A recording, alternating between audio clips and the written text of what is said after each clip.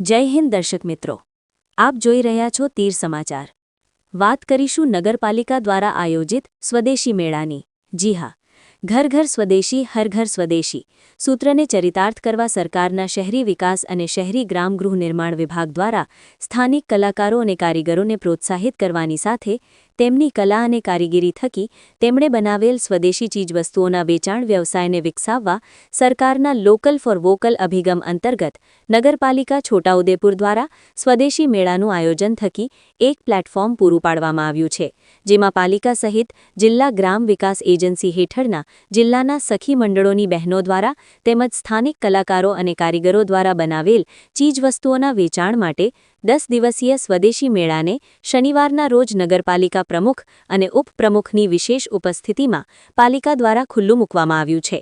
Powerhouse સંકુલમાં આવેલ શાક માર્કેટ મેદાનમાં આયોજિત સ્વદેશી મેળામાં 30 ઉપરાંત સ્ટોલ લગાવવામાં આવ્યા છે। લોકો મેળાની મુલાકાત લે તે માટે બાળકોના મનોરંજન માટે કિડ્સ ઝોન અને સાથે ખાણીપીણી માટે ફૂડ ઝોન અને ફૂડ સ્ટોલ લગાવવામાં આવ્યા છે। તો પછી એવું ન થાય કે બધું વેચાઈ જાય અને તમે રહી જાઓ? તો અત્યારે જ ચાલો આ સ્વદેશી મેળામાં। આજ રોજ છોટાઉદેપુર નગરપાલિકા દ્વારા શહેરી વિકાસ અને શહેરી ગૃહ નિર્માણ વિભાગની સૂચના મુજબ સ્વદેશી મેળાનું આયોજન કરવામાં આવ્યું છે। આ મેળામાં ઘર ઘર સ્વદેશી હર ઘર સ્વદેશી જે સબકાશીનો મોટો છે એને ચરિતાર્થ કરવા માટે 10 દિવસ માટે મેળાનું આયોજન કરવામાં આવ્યું છે। આ મેળામાં છોટાઉદેપુર નગરપાલિકાની તેમજ ડીઆરડીએ સખી મંડળે ભાગ લીધો છે। તેમજ આ ઉપરાંત બાળકો માટે કિડ્સ ઝોન અને ફૂડ ઝોનની પણ વ્યવસ્થા કરવામાં આવી છે। તો આવનારા 10 દિવસ સુધી આ મેળો શરૂ રહેશે।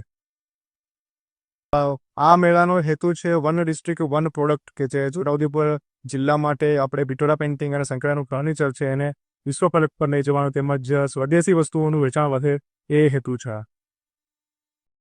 છોટાઉદેપુર સહિત રાજ્ય, દેશ અને દુનિયાના સમાચાર જોવા માટે સબસ્ક્રાઇબ કરો તીર સમાચાર અને બેલ આઇકોન જરૂર દબાવો।